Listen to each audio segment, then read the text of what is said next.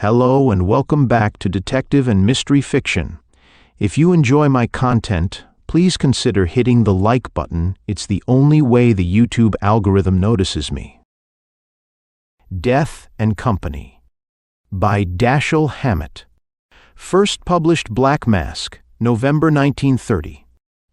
The Continental Op turns in a case. The old man introduced me to the other man in his office, his name was Chappell, and said, "Sit down." I sat down. Chappell was a man of 45 or so, solidly built and dark-complexioned, but shaky and washed out by worry or grief or fear. His eyes were red-rimmed and their lower lids sagged, as did his lower lip. His hand, when I shook it, had been flabby and damp. The old man picked up a piece of paper from his desk and held it out to me. I took it. It was a letter crudely printed in ink, all capital letters. Martin Chappell. Dear Sir, if you ever want to see your wife alive again, you will do just what you are told, and that is go to the lot on the corner of Turk and Larkin's Tee at exactly 12 tonight, and put $5,000 in $100 bills under the pile of bricks behind the billboard. If you do not do this, or if you go to the police, or if you try any tricks, you will get a letter tomorrow telling you where to find her corpse. We mean business, Death and Company.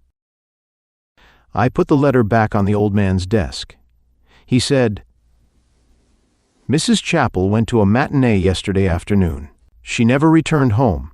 Mr. Chappell received this in the mail this morning. She go alone? I asked.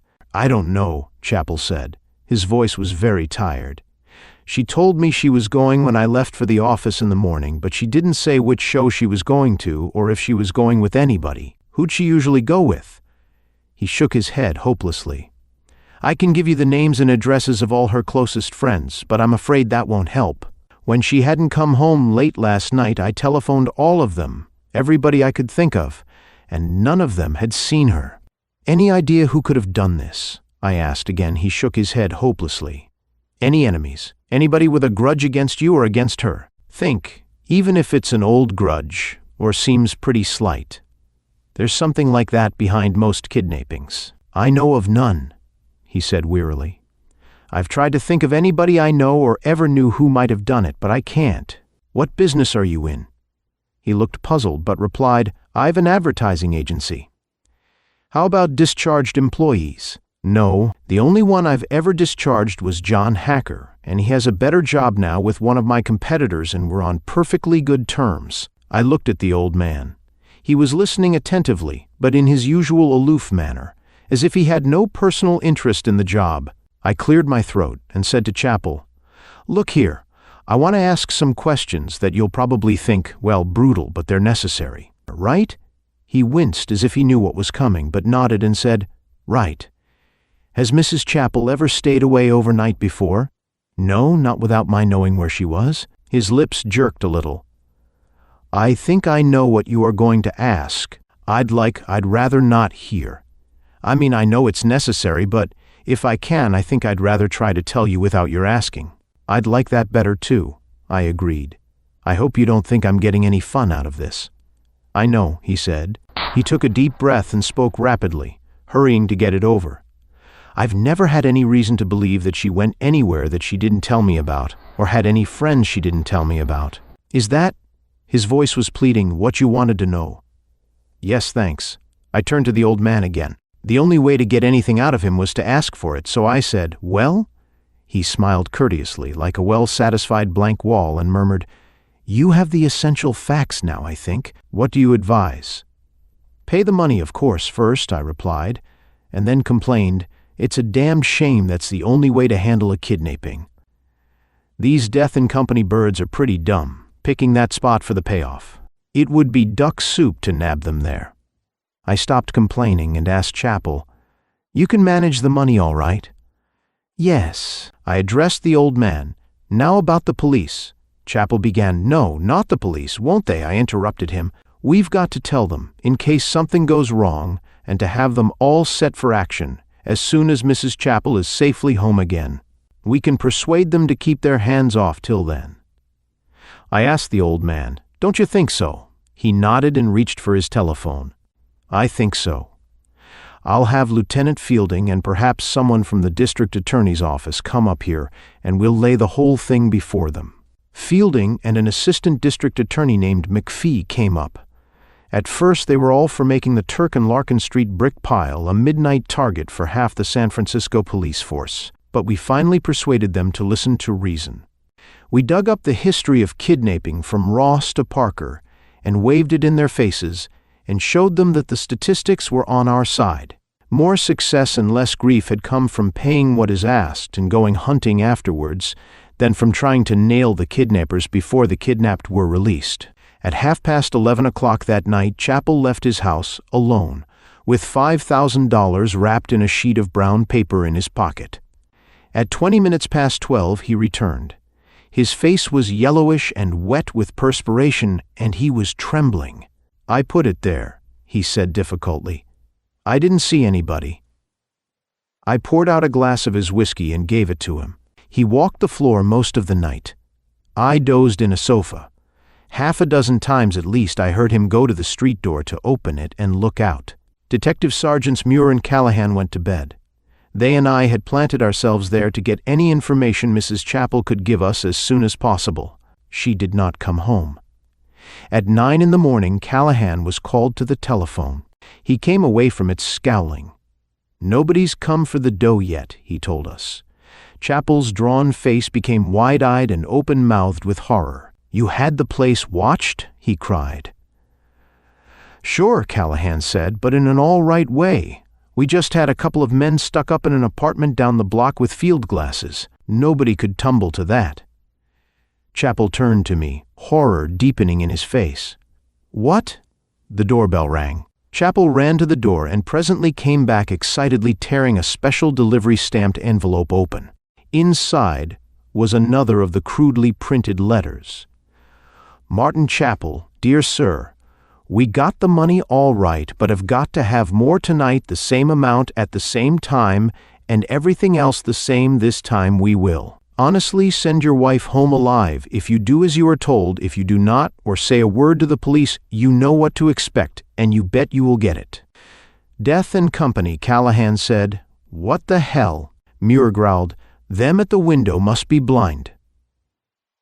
I looked at the postmark on the envelope. It was earlier that morning. I asked Chappell, "Well, what are you going to do?" He swallowed and said, "I'll give them every cent I've got if it will bring Louise home safe." At 11:30 that night, Chappell left his house with another $5,000. When he returned, the first thing he said was, "The money I took last night is really gone." This night was much like the previous one, except that he had less hopes of seeing Mrs. Chappell in the morning. Nobody said so, but all of us expected another letter in the morning asking for still another $5,000. Another special delivery letter did come, but it read, "Martin Chappell, dear sir, we warned you to keep the police out of it, and you disobeyed. Take your police to apartment 313 at 895 Post Street, and you will find the corpse we promised you if you disobeyed. Death and Company." Callahan cursed and jumped for the telephone.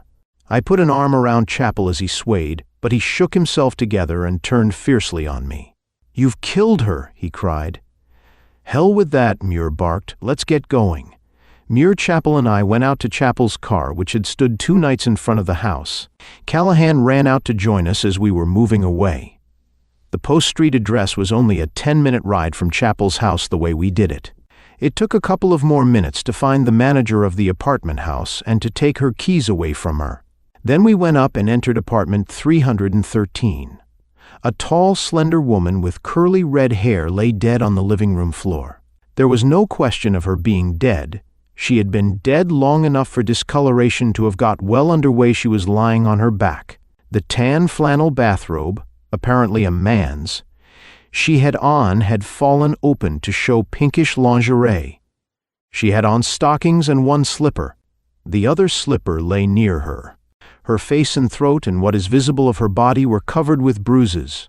Her eyes were wide open and bulging, her tongue out. She had been beaten and then throttled. More police detectives joined us and some policemen in uniform. We went into our routine. The manager of the house told us the apartment had been occupied by a man named Harrison M. Rockfield. She described him about 35 years old, 6 feet tall, blonde hair, gray or blue eyes, slender, perhaps 160 pounds, very agreeable personality, dressed well. She said he had been living there alone for 3 months. She knew nothing about his friends, she said, and had not seen Mrs. Chappell before. She had not seen Rockfield for 2 or 3 days, but had thought nothing of it, as she often went a week or so without seeing some tenants. We found a plentiful supply of clothing in the apartment, some of which the manager positively identified as Rockfield's. The police department experts found a lot of masculine fingerprints that we hoped were his. We couldn't find anybody in adjoining apartments who had heard the racket that must have been made by the murder. We decided that Mrs. Chappell had probably been killed as soon as she was brought to the apartment, no later than the night of her disappearance anyhow. But why? Chappell demanded dumbfoundedly. Playing safe. You wouldn't know till after you'd come across. She wasn't feeble. It would be hard to keep her quiet in a place like this. A detective came in with the package of $100 bills Chappell had placed under the brick pile the previous night. I went down to headquarters with Callahan to question the men stationed at a nearby apartment window to watch the vacant lot. They swore up and down that nobody, not as much as a rat, could have approached the brick pile without being seen by them. Callahan's answer to that was a bellowed, "The hell they couldn't, they did." I was called to the telephone. Chappell was on the wire. His voice was hoarse. "The telephone was ringing when I got home," he said, "and it was him." "Who?" "Death and Company," he said. "That's what he said, and he told me that it was my turn next. That's all he said. This is Death and Company, and it's your turn next. I'll be right out," I said. "Wait for me." I told Callahan and the others what Chappell had told me. Callahan scowled. He said, "I guess we're up against another of those damn nuts." Chappell was in a bad way when I arrived at his house. He was shivering as if with a chill, and his eyes were almost idiotic in their fright. It's not only that I'm afraid," he tried to explain.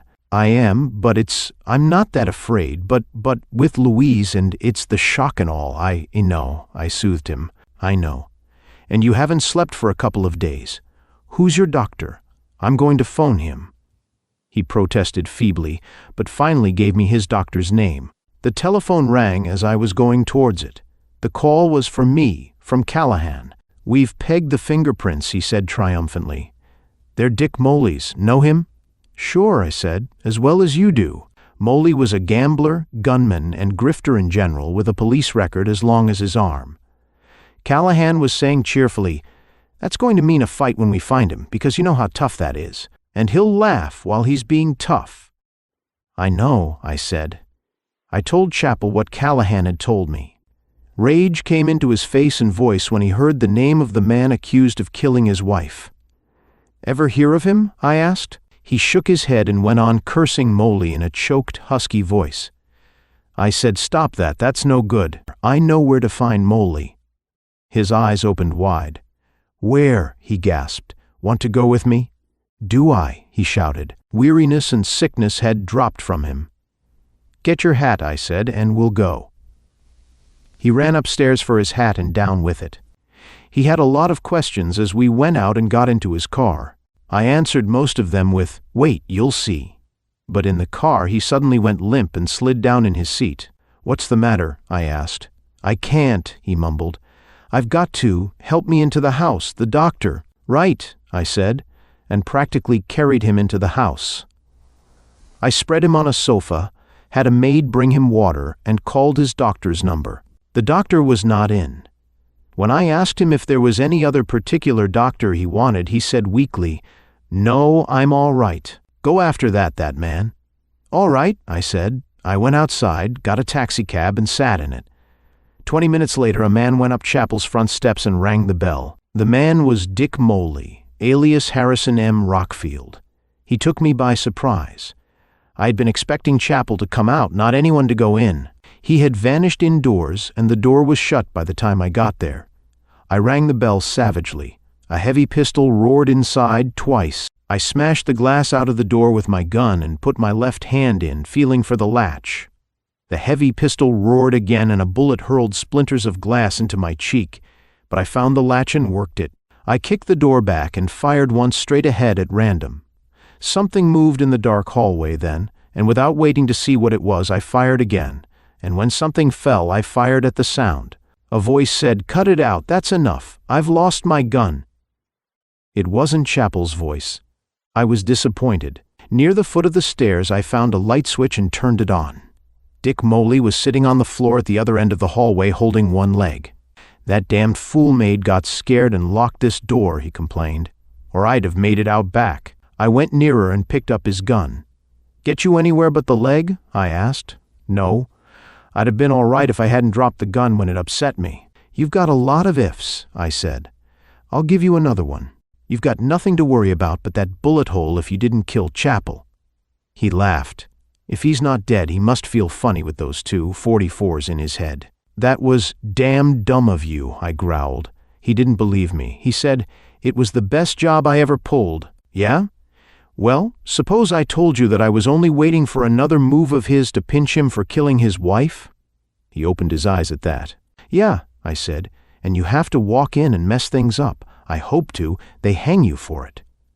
I knelt down beside him and began to slit his pants leg with my pocket knife. "What'd you do? Go in hiding after you found her dead in your rooms because you knew a guy with your record would be out of luck, and then lose your head when you saw in the extras this afternoon what kind of a job he'd put up on you?" "Yes," he said slowly, "though I'm not sure I lost my head. I've got a hunch I came pretty near giving what he deserved." "That's a swell hunch," I told him. We were ready to grab him. The whole thing had looked phony. Nobody had come for the money the first night, but it wasn't there the next day, so he said. Well, we only had his word for it that he had actually put it there and hadn't found it the next night. The next night, after he had been told the place was watched, he left the money there, and then he wrote the note saying Death and Company knew he'd gone to the police. That wasn't public news either. And then her being killed before anybody knew she was kidnapped, and then tying it to you when it was too dizzy. No, you are dizzy, or you wouldn't have pulled this one. Anyhow, we had enough to figure he was wrong, and if you'd let him alone, we'd have pulled him, put it in the papers, and waited for you to come forth and give us what we needed to clear you and swing him. I was twisting my necktie around his leg above the bullet hole. But that's too sensible for you. How long you been playing around with her? "A couple of months," he said, "only I wasn't playing. I meant it. How'd he happen to catch her there alone?" He shook his head. "He must have followed her there that afternoon when she was supposed to be going to the theater. Maybe he waited outside until he saw me go out. I had to go downtown, but I wasn't gone an hour. She was already cold when I came back." He frowned. "I don't think she'd have answered the doorbell, though maybe he'd had a duplicate made of the key she had. Some policeman came in, the frightened maid had had sense enough to use the telephone." "Do you think he planned it that way from the beginning?" Moley asked. "I didn't. I thought he had killed his wife in a jealous rage and later thought of the Death and Company business." End of Death and Company by Dashiell Hammett.